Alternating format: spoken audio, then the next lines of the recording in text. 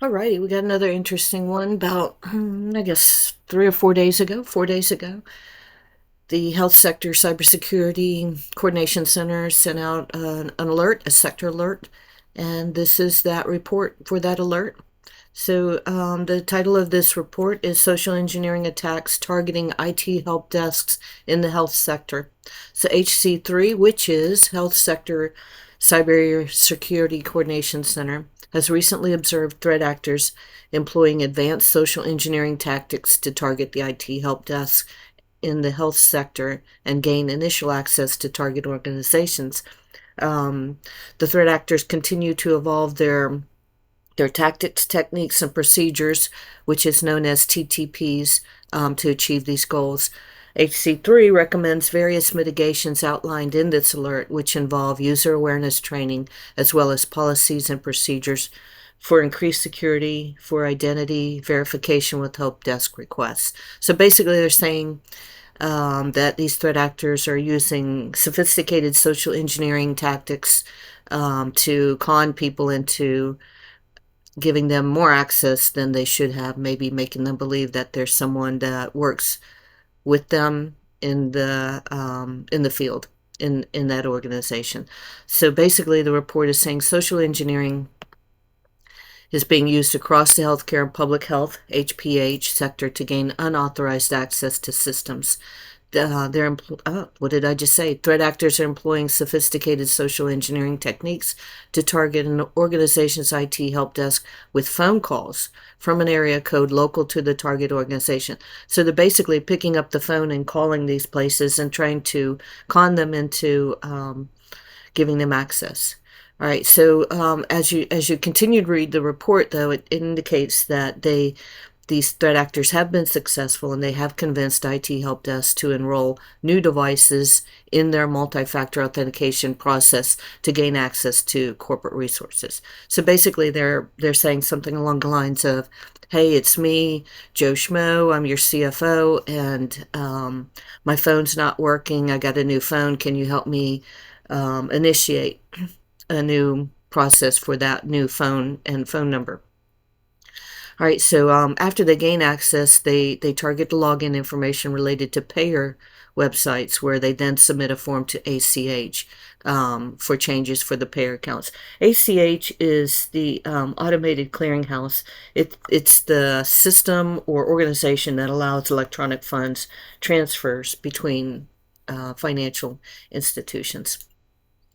Right, so the analysis is that there's a recent high-profile incident leveraging these social engineering techniques to target an organization in the hospitality and entertainment industry in September 2023. So it actually references a previous incident, talks about a threat actor called Scattered Spider, and Scattered Spider is known for attacking these health sectors. Industries, and they have engaged in ransomware attacks as well. So they're already known for this, and apparently they're pretty good at it.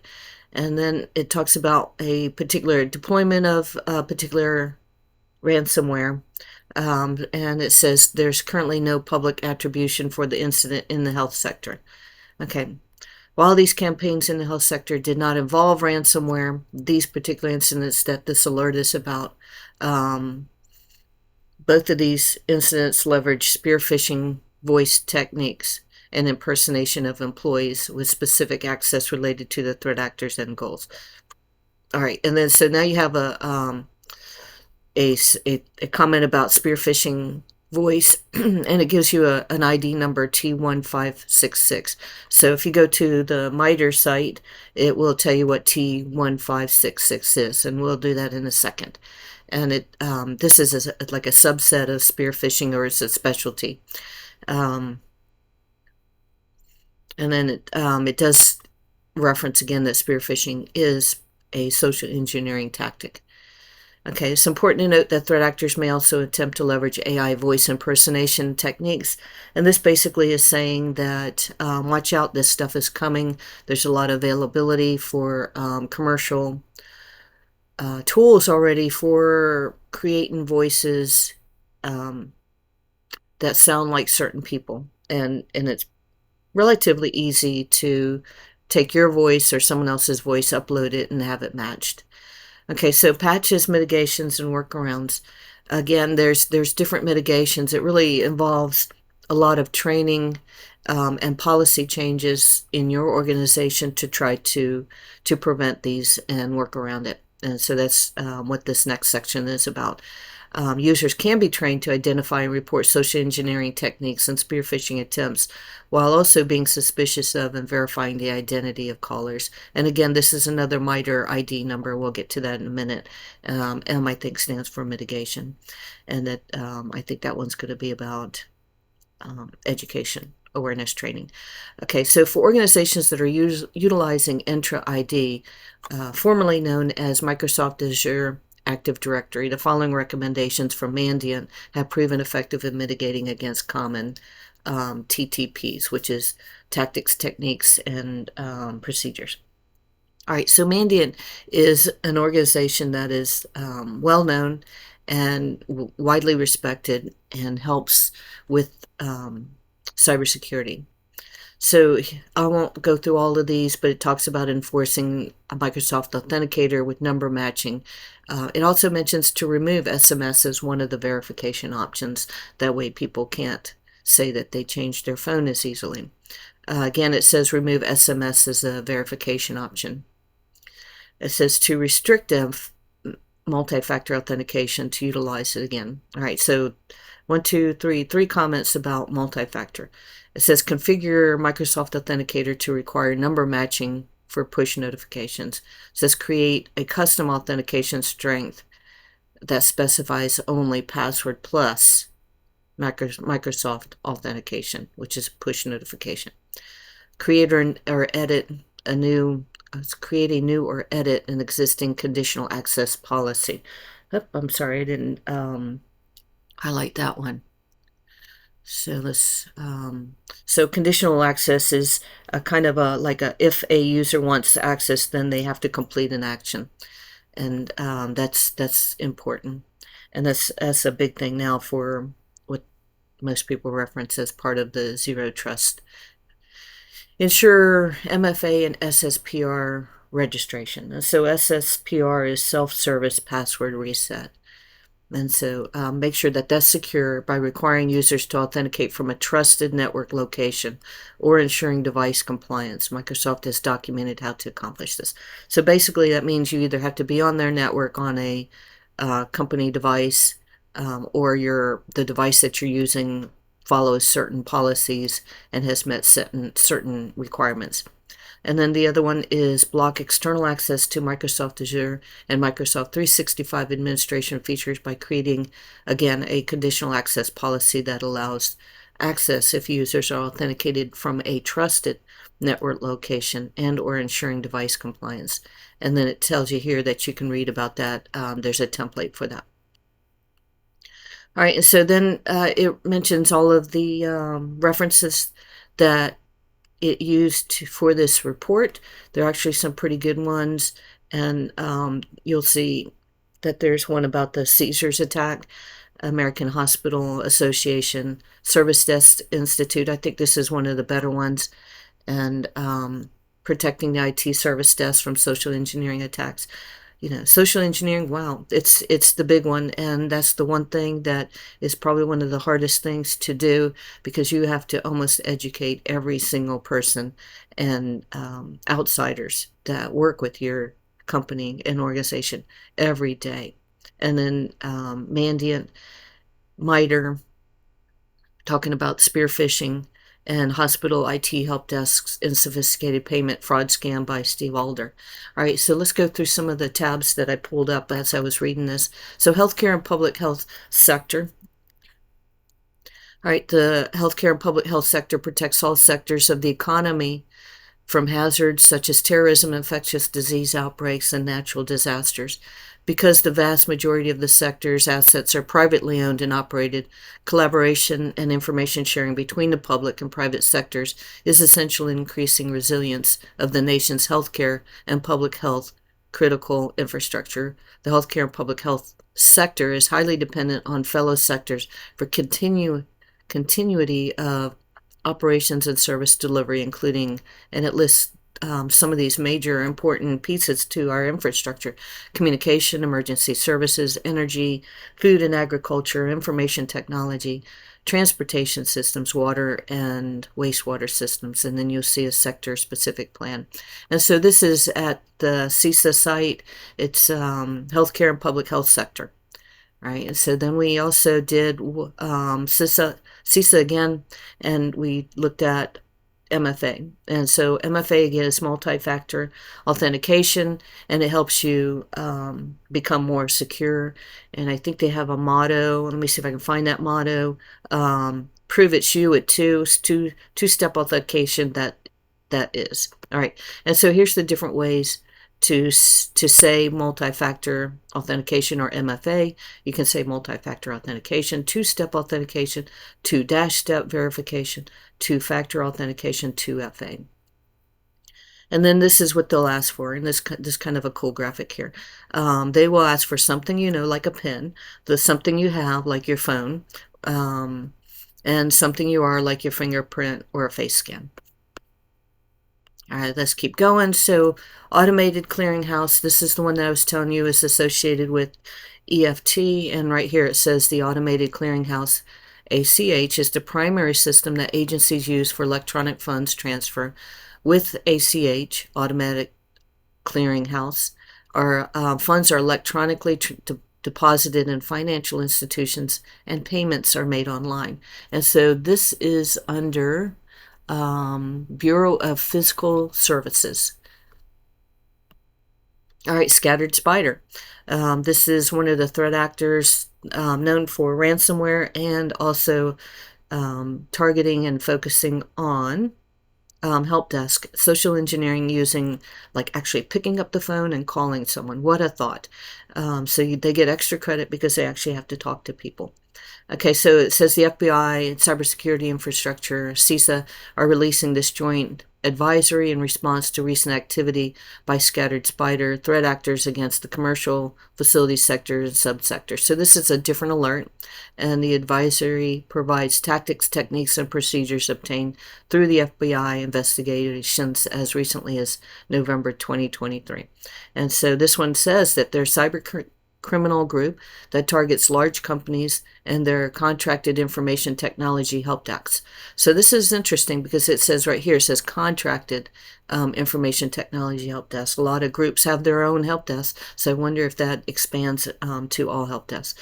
Anyway, so if you read this one, just see another one from CISA, and if you scroll down, it gives you some of the technical details. It talks about the MITRE attack and mapping, and CISA's Decide tool. So interesting way to dig down a little bit more. All right, so phishing and spear phishing voice.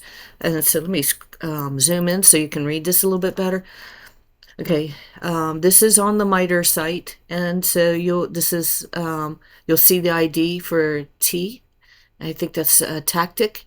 And then you see the sub-technique T1566, which is the number that was in the alert that we read.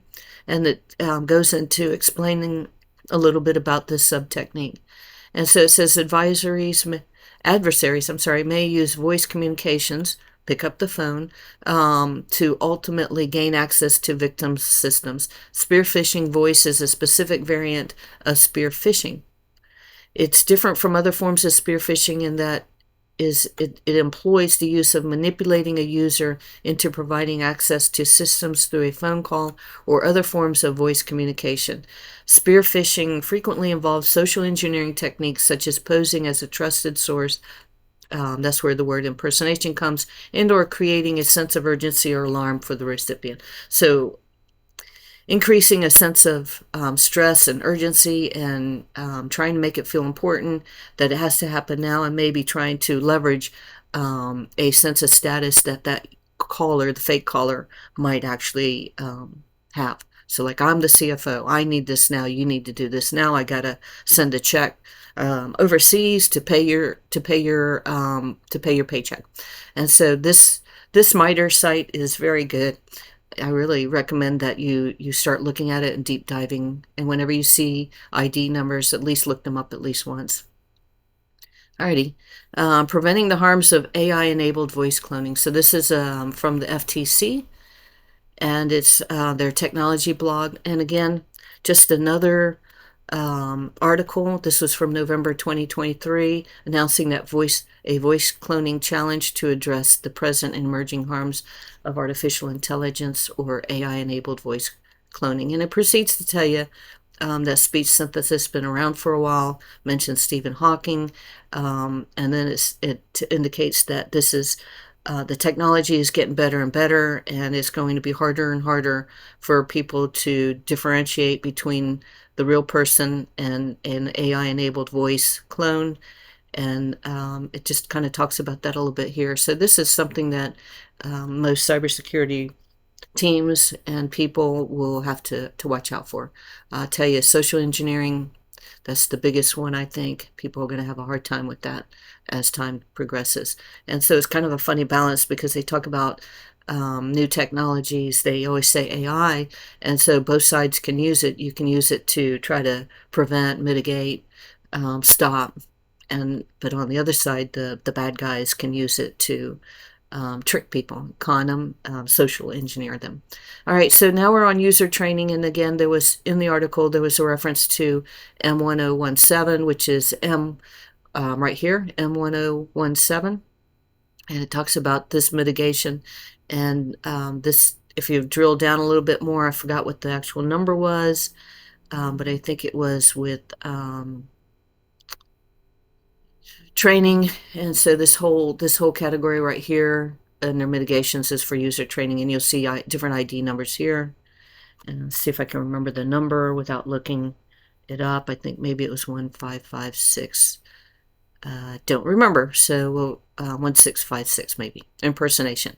And so it says right here, it tells you the technique ID, what it kind of the category it is, and then it says train users to be aware of impersonation tricks and how to counter them. For example, confirming incoming requests through an independent platform like a phone call or in-person reduce the risk. So what you could do is if you have a help desk person, they receive a call from someone that says they're the CFO, that help desk person can look up the phone number that is on record for the CFO, and they can call that number and see if that CFO answers.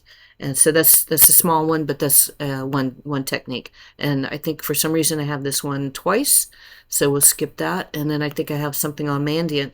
And so Mandiant is recognized by enterprises and governments and law enforcement agencies as the market leader in threat intelligence. And so Mandiant is a good organization. I recommend that you go to their site and learn a little bit.